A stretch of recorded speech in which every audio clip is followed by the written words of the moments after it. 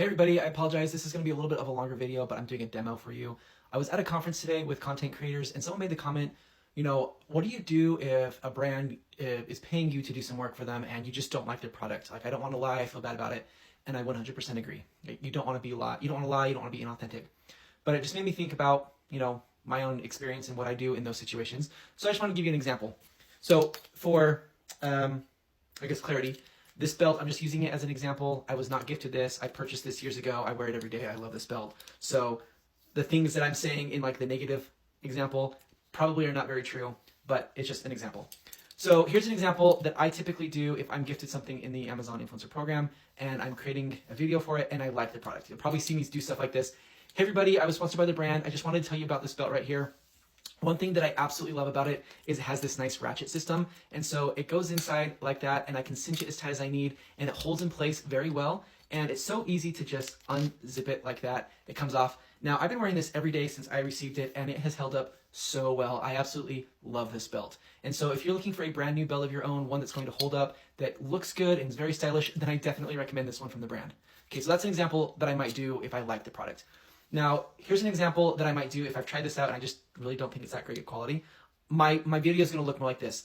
Hey everybody, I was gifted this belt from the brand. Let me tell you about it. First thing that you want to know is that it's got this nice like metal piece right here. From what I can tell, it seems like it's pretty sturdy. Now, as you can see, it's made of leather. It is brown.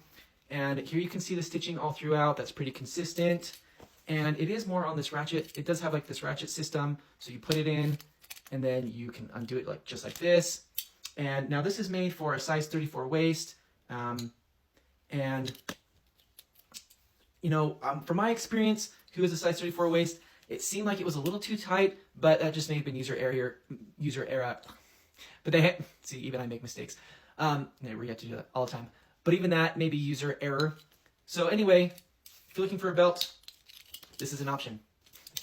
You can see the difference between the two. Like the first one, I definitely was way more energetic about it. And I put in my recommendation. I said, I like this. I said, I recommend this. And I said those things because they were authentic to me. Now, in the second one, you could tell it was probably a little bit lower energy, but I never said anything like, I like this or I recommend this. I just started to state feature facts. Like the feature that this is made of metal, that's a fact. The feature that this is made of leather and brown, that's a fact. The feature that it has stitching all throughout is a fact. The feature that it's made for a 34 size waist, like that's a fact. And then I did add my opinion, like, it doesn't seem like it fits very well, but that could be user error. And the reason I say that is because, sometimes you just get a bad product. The product itself, the actual product itself isn't bad, but just that sample is a bad sample. That happens. I have a brand that I work with all the time with clothing. I love their clothing. They're some of my favorite clothes. They're made of great quality. I've done like 30 collaborations with them. I just barely recently did one where before I did my video, I put it in the dryer to get the wrinkles out. And when I pulled out every single button, which was 3, every single button had fallen off. That was very uncharacteristic for that brand. For whatever reason, I just got a poor sample. I gave them feedback. I sent them an email, said, hey, by the way, this happened. They're like, oh, we're sorry. We'll look into it. Like sometimes you just get a poor sample. And so in my opinion, it's unfair to judge that entire brand based off of a poor sample that you may have experienced.